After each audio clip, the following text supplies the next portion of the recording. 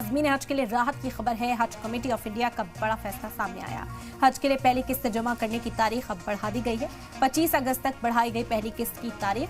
अब तक 18,760 लोगों ने हज के लिए एप्लीकेशंस दिए हैं और अब एप्लीकेशंस जमा करने वाले लोग जब अदायगी करेंगे रकम की तो उन्हें कुछ और वक्त दिया गया है। ये राहत भरी खबर हज एप्लीकेशंस अप्लाई करने वाले लोगों के लिए है।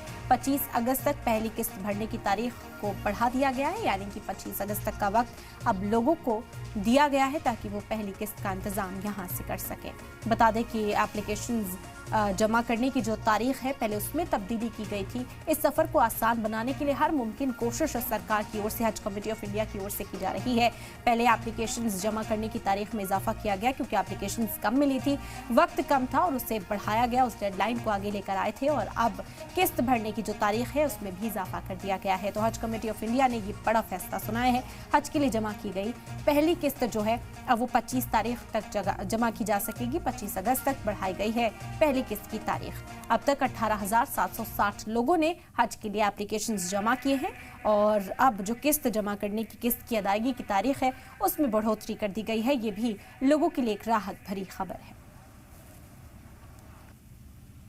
तो आज़मीन हज के लिए राहत की खबर सामने आई है। हज कमेटी ऑफ इंडिया का बड़ा फैसला देखने को मिला। हज के लिए पहली किस्त जमा करने की तारीख में इजाफा किया गया, बढ़ोतरी की गई है उस तारीख में। 25 अगस्त तक के लिए उस तारीख को बढ़ा दिया गया, यानी कि 25 अगस्त तक ये किस्त जमा की जा सकती है। अब तक 18,760 लोगों ने हज के लिए एप्लीकेशंस दिए हैं और अब जो पहली किस्त जमा करनी है लोग वो 25 अगस्त तक कर सकते हैं। तो आज़मीन हज के लिए राहत भरी खबर है। हज कमेटी ऑफ इंडिया का ये बड़ा फैसला है। हज के लिए पहली किस्त जमा करने की तारीख बढ़ गई है और इस पर रिएक्शंस कैसे मिल रहे हैं, कितनी ज़रूरत इसकी थी, इसी को समझते हैं। अमजद खान हमारे नुमाइंदा जुड़ गए मुंबई से इस वक्त हमारे साथ। अमजद, आपका रुख करेंगे। क्या बताया जा रहा है कि पहली किस्त जमा नहीं की गई थी, अभी तक उसकी अदायगी नहीं हो सकी थी, क्या वजूहात रही इस तारीख को आगे बढ़ाने की?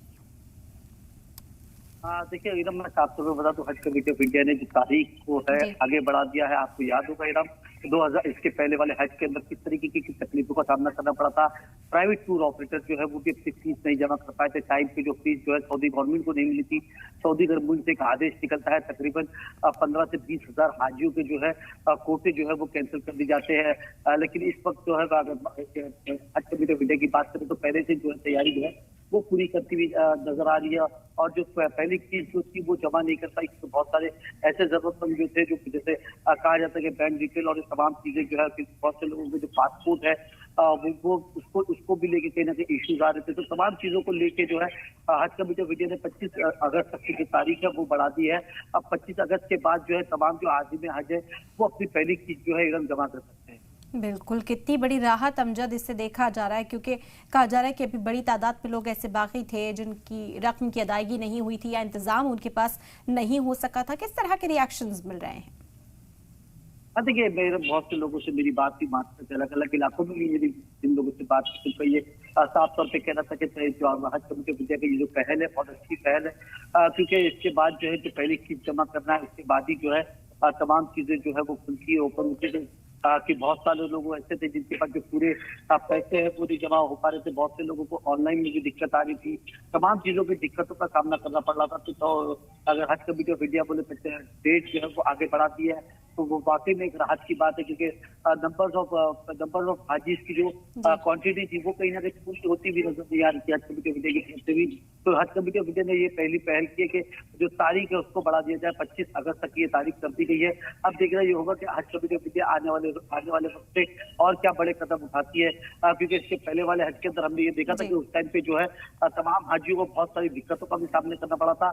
हज कमेटी बिल्कुल अमजद, और इसीलिए कहा जा रहा है कि सफर को ज्यादा से ज्यादा आसान बनाने के लिए तमाम कोशिशें की जा रही हैं। ऑनलाइन का जिक्र आपने किया, कहा जा रहा है कि कई जगहों पर हेल्थ टेस्ट भी बनाए गए हैं। हज कमेटी ऑफ इंडिया की ओर से भी खासे कदम उठाए जा रहे हैं उन लोगों के लिए जो जिनके लिए ये अमल नया है, जो ऑनलाइन इतना समझते नहीं है कैसे इसको अप्लाई करना है, कैसे यहाँ पर किस्त जमा करनी है। किस तरह की मदद उन लोगों को फराहम की जा रही है अमजद इस वक्त?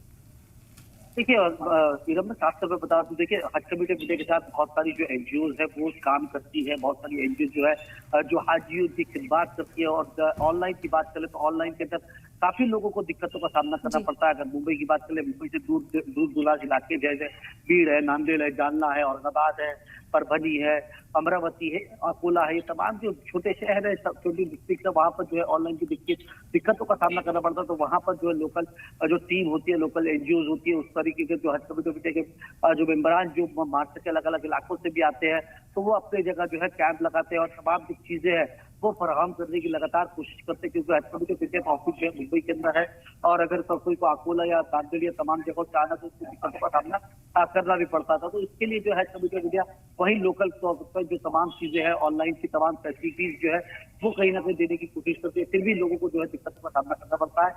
हज कमेटी ऑफ इंडिया लगातार ये कोशिश करती है कि हज को किस तरीके से आसान किया जाए और लगातार हर साल हम देखते हैं कि नए नोटिफिकेशन और नई तमाम चीजें जो है हज कमेटी ऑफ इंडिया की तरफ से आती है। इंट्रोड्यूस करने का मकसद भी यही है, नई चीजों का तारुफ इसी वजह से कराया जाता है ताकि लोग आसान सफर तय कर सके। बेहद शुक्रिया अमजद आपका तमाम जानकारी फिलहाल हम तक पहुंचाने के लिए।